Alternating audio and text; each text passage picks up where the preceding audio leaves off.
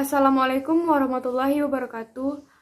Kami dari kelompok 3 akan mempresentasikan hasil diskusi kelompok kami yaitu dengan materi pasar uang atau LM.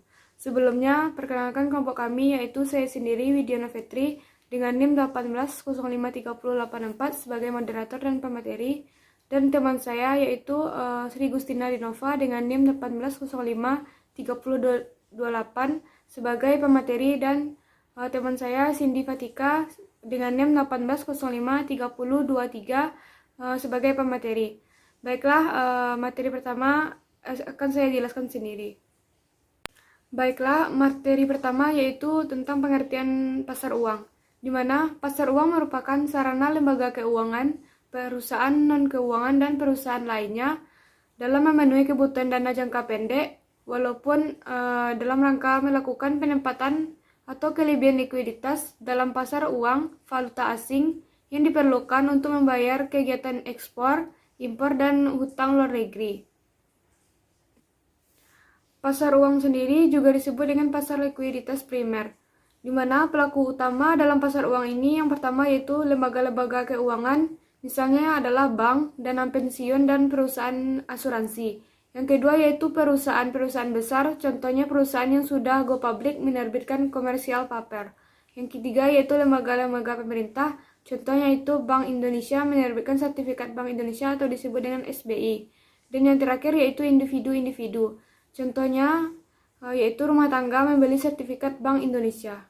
Materi selanjutnya yaitu tujuan pasar uang, di mana pihak yang membutuhkan dana yaitu yang pertama untuk memenuhi kebutuhan jangka pendek, yang kedua memenuhi kebutuhan likuidasi, yang ketiga untuk memenuhi modal kerja, dan yang terakhir yaitu membantu pihak yang membutuhkan apabila kalah clearing.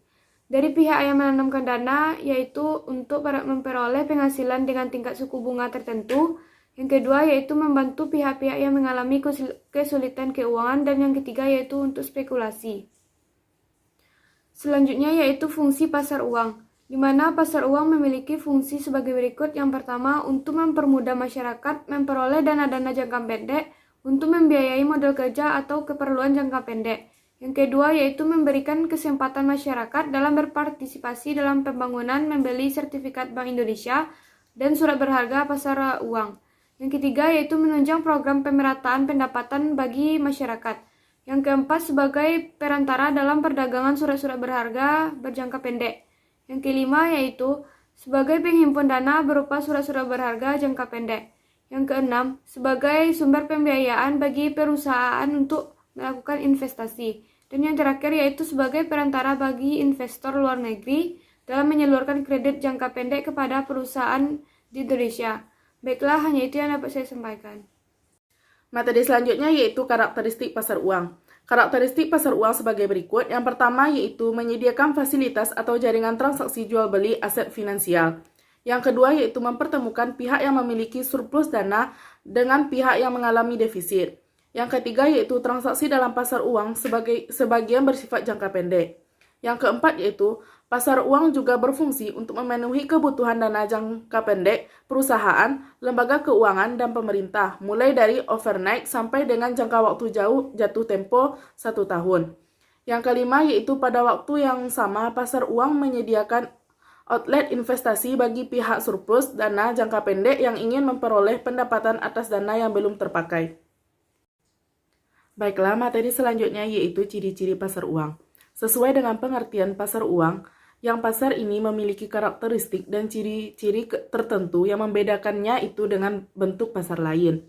Contohnya saja seperti pasar modal.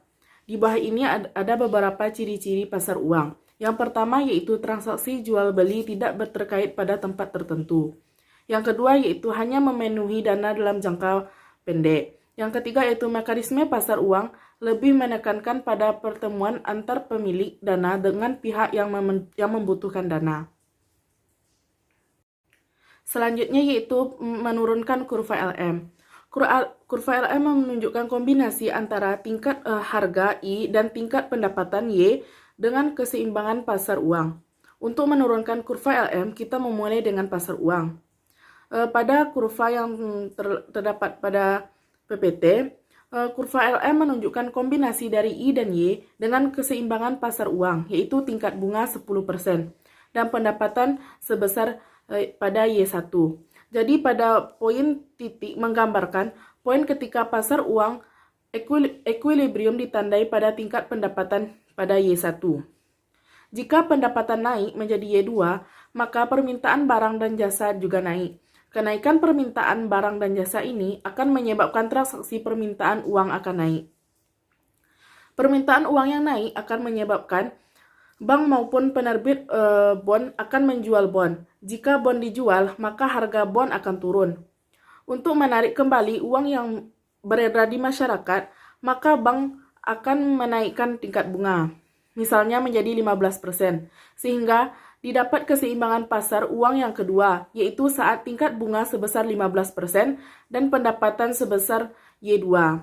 Menaikkan suku bunga akan menurunkan jumlah uang yang beredar di masyarakat.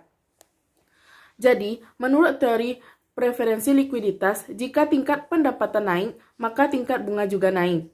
Pendapatan yang naik akan menaikkan permintaan uang dan kemudian menaikkan tingkat bunga keseimbangan. Baiklah, saya akan melanjutkan penjelasan materi mengenai pergeseran dari kurva LM. Nah, di dalam pergeseran kurva LM, kita akan melihat pergeseran pada kurva LM akibat perubahan kebijakan moneter.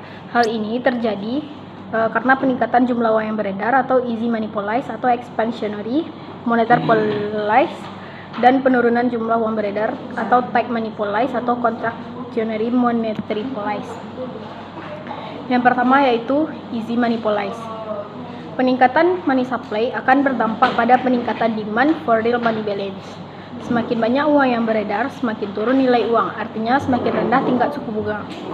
Semakin rendah tingkat suku bunga, semakin tinggi demand for ideal balance.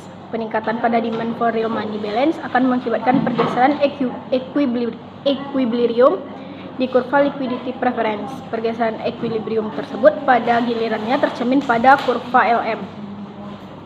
Nah, dari gambar kurva ini kita bisa melihat bahwa yang pertama, yang A, yaitu pada kurva sebelah kiri, peningkatan money supply dari MSPP ke MSP aksen akan menggeser equilibrium permintaan penawaran uang dari E ke E aksen. Yang kedua, pergeseran equilibrium diikuti dengan penurunan tingkat suku bunga dari R menjadi R aksen. Yang ketiga, perubahan tersebut tercermin pada pergeseran kurva LM secara sejajar dari LM ke LM aksen dalam kurva sebelah kanan. Yang kedua adalah tight money policy. Kita bisa memperhatikan dari kurva yang mana dalam gambar A bisa kita interpretasikan sebagai kebijakan pengurangan money supply akan menggeser kurva penawaran uang ke kiri dari MS ke MS aksen.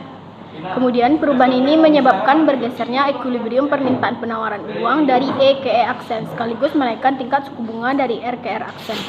Akibatnya, pada gambar C kita melihat kurva LM bergeser ke atas secara sejajar menjadi LM aksen, kurva di sebelah kanan. Itulah materi penjelasan dari saya kembalikan pada moderator. Baiklah, hanya itulah materi yang dapat kami sampaikan. Mohon maaf jika ada kekurangan. Kami akhiri. Assalamualaikum warahmatullahi wabarakatuh.